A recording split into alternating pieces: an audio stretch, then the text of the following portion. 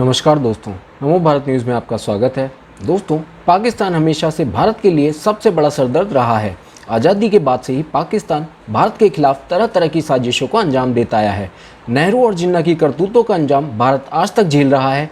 कांग्रेस भले ही तुष्टीकरण के चलते पाकिस्तान के खिलाफ कोई कदम ना उठा पाई हो, मगर पीएम मोदी ने पाकिस्तान के खिलाफ ऐसा एक्शन लिया है जिससे नापाक का सबसे बुरा सपना सच होने जा रहा है और अब भारत पाकिस्तान को दाने दाने के लिए मोहताज करने का प्लान बना चुका है।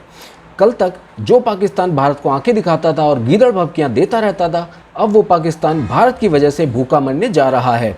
जी हाँ दोस्तों, आपने बिल्कुल सही सुना है और इसी बात पर आप कमेंट बॉक्स में मोदी है तो मुमकिन है लिखना ना भूलें। दोस्तों, अब क्या है मोदी के तरकश में यह नया बाण जो पाकिस्तान को भूखा मार देगा? जानने के लिए आप इस वीडियो को पूरा अंत तक देखते रहिएगा।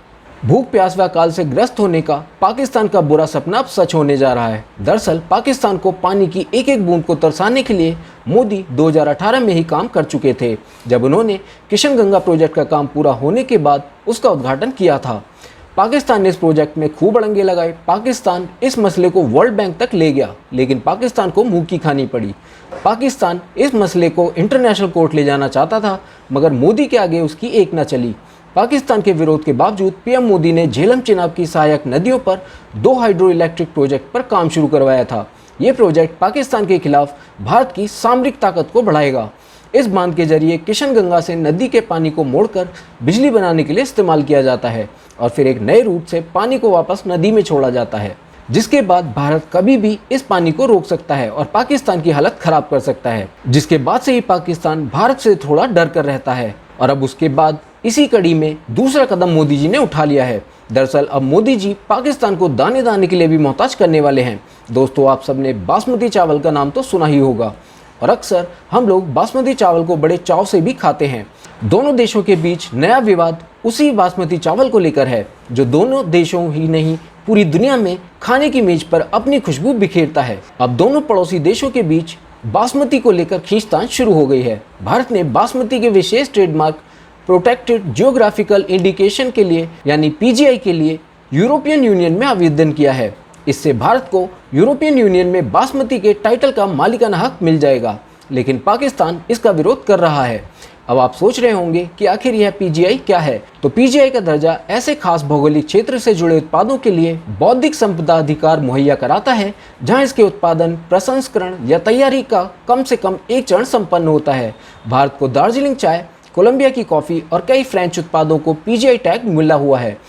ऐसे उत्पादों की नकल को लेकर कानूनी सुरक्षा मिली होती है और बाजार में इनकी कीमत भी अधिक होती है। इस चावल का यूरोपीय संघ से पीजीआई दर्जा पाने के लिए दोनों देश प्रतिस्पर्धा कर रहे हैं। भारत ने वर्ष 2018 में इस संबंध में आवेदन कर अपने बासमती चावल को पीजीआई दर्जा देने के लिए कहा था, जिससे कि इस चावल को इसके मूल उत्पादन स्थान यानी भारत से संबद्ध किया जा सके। भारत के इस पक्ष को यूरोपीय संघ की एक पत्रिका में 11 सितंबर 2020 को प्रकाशित भी किया गया था। बासमती भारत का उसी तरह है जिस तरह शैंपेन की पहचान फ्रांस से और जैतून की पहचान यूनान से है। पीजीआई दर्जा अक्सर गुणवत्ता के चिन्ह के रूप में काम करता है और निर्यातकों को उच्च मूल्य हासिल करने में मदद करता है। बीते 10 जून को नींद से जागते हुए पाकिस्तान ने भी इस पर जवाबी दावा किया। अब पिछले ही महीने पाक प्रधानमंत्री ने व्यक्तिगत रूप से अपने मुल्क का प्रतिनिधित्व करने के लिए ब्रुसेल्स स्थित एक लॉ कंपनी को चुना, ताकि भारत के दावे का विरोध किया जा सके। ऐसा इसलिए क्योंकि चावल की यह विशेष किस्म दोनों मुल्कों के पंजाब प्रांत में उगाई जाती है। बासमती चावल का कारोबार व्यापक है, पर उससे ज़्यादा यह प्रतिष्ठा का विषय है, जिसे दोनों में से कोई देश गंवाना नहीं चाहता। कहा जाता है कि वैश्विक बासमती बाजार में भारत की हिस्सेदारी 65% है, जबकि शेष हिस्सेदारी पाकिस्तान की है और इसलिए पाकिस्तान इसका विरोध कर रहा है। अब आप सोच रहे होंगे कि आखिर भारत इस मुद्दे पर इतना जोर क्यों दे रहा है और अगर भारत को पीजीआई मिल गया तो उससे भारत को किस प्रकार से फ़ायदा और पाकिस्तान को कैसे नुकसान होगा? तो दोस्तों, आपको बता दूं कि दुनिया में केवल भारत और पाकिस्तान ही बासमती का निर्यात करते हैं। संयुक्त राष्ट्र के आंकड़ों के अनुसार भारत दुनिया का सबसे बड़ा चावल निर्यातक है, जिससे सालाना इनकम 6.8 अरब डॉलर है। इसमें पाकिस्तान 2.2 अरब डॉलर के साथ चौथे स्थान पर है और अगर भारत को बासमती चावल का पीजीआई मिल गया तो पाकिस्तान को इस मार्केट से आराम से बाहर निकाला जा सकता है और पाकिस्तान फिर इस चावल को अंतर्राष्ट्रीय मार्केट में नहीं बेच पाएगा, जिसका फायदा सीधे तौर पर भारत को मिलेगा और भारत की इस मार्केट पर पकड़ और मजबूत हो जाएगी। पाकिस्तान को डर है कि अगर भारत को पीजीआई टैग मिल जाता है तो यूरोपीय देशों के बाजारों में पाकिस्तानी बासमती चावल के लिए दरवाजे बंद हो जाएंगे, बावजूद इसके कि वह इसका एक प्रमुख उत्पादक है। हालांकि भारत वैश्विक बासमती बाजार के 2/3 हिस्से को नियंत्रित करता है, पर हाल के वर्षों में यूरोप में पाक बासमती की बिक्री बढ़ने से राष्ट्रों के बीच प्रतिस्पर्धा बढ़ी है। हालांकि यूरोपीय संघ का पीजीआई टैग अमेरिकी बाजार में लागू नहीं होगा, पर यह वैश्विक उपभोक्ताओं के मन में बासमती को भारतीय उत्पाद के रूप में उतारने में मदद तो कर ही सकता है।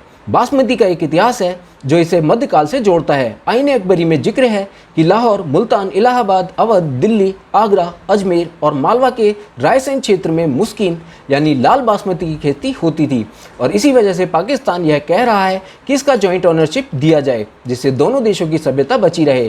तो ऐसे में बता दूं कि बासमती भारतीय धरोहर है और भारत को इसे किसी भी हालत में पाकिस्तान के साथ साझा नहीं करना चाहिए।